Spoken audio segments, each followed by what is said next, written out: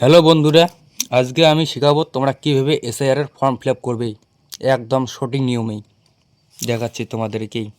সবার প্রথমে নিজের জন্ম তারিখ এখানে দিবি, জন্ম তারিখ সবার প্রথমেই, ঠিক আছে।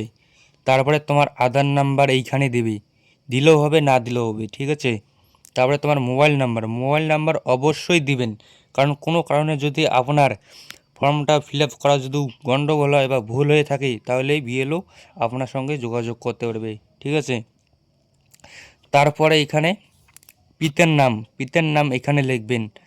আপনি যদি অনাথ হয়ে থাকেন তাহলে আপনার অভিভাবকের নাম এখানে লিখবেন।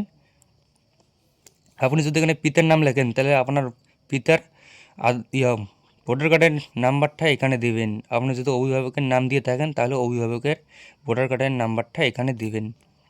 আপনার মায়ের নাম এখানে লিখবেন, মায়ের নাম। তারপর তোমার মায়ের নামের এপিং নং যদি থাকে তাহলে দেবেন, না থাকলে দেওয়া লাগবে না, কোনো ব্যাপার নেই। আপনি যদি বিবাহিত হয়ে থাকেন, যদি আপনি ছেলে হয়ে থাকেন তাহলে আপনার স্ত্রীর নাম এখানে দিবেন, আর আপনার স্ত্রীর ভোটার কার্ডের নাম্বারটা এখানে দেবেন। যদি থাকে তাহলে দেবেন, না থাকলে না দিলেও চলবে, কোনো ব্যাপার না। আপনি যদি মেয়ে হয়ে থাকেন, যদি আপনি বিবাহিত, তাহলে আপনার স্বামীর নাম এখানে দেবেন, আর আপনার স্বামীর ভোটার কার্ডের নাম্বারটা দেবেন এখানেই। যদি থাকে দিবেন, যদি না থাকে না দিলেও চলবে, কোনো ব্যাপার না।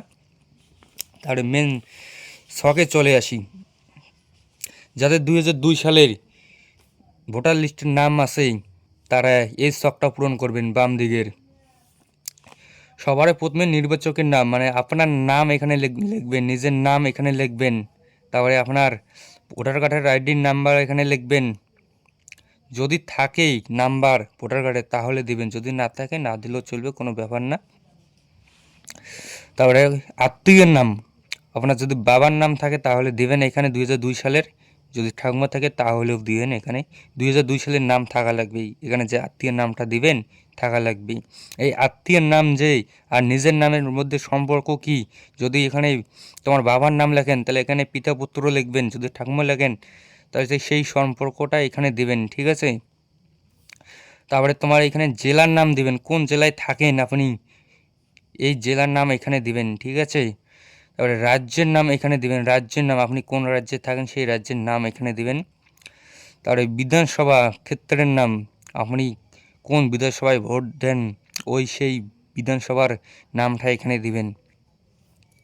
তারপরে তোমার বিধানসভার ক্ষেত্রের নাম্বার, একটা নাম্বার থাকে বিধানসভা 2002 সালের লিস্টে দেখতে পারবেন, কোন বিধানসভায় দিয়েছেন তার আগে একটা নাম্বার থাকে, ওই নাম্বারটা এখানে দিবেন, বিধানসভার নাম্বার, ঠিক আছে। তারপরে অংশ নাম্বার, আপনার যে ভোটার লিস্টে আছেই ওখানে দেখতে পারবেন অংশ নাম্বার, সেই অংশ নাম্বারটা এখানে বসিয়ে দেবেন, ঠিক আছে। ক্রমিক সংখ্যা, আপনি কত নাম্বার সিরিয়ালে আছেন সেই নাম্বারটা এখানে দিবেন। তোমার 2002 সালে তোমার ফর্ম ফিল আপ হয়ে যাবে।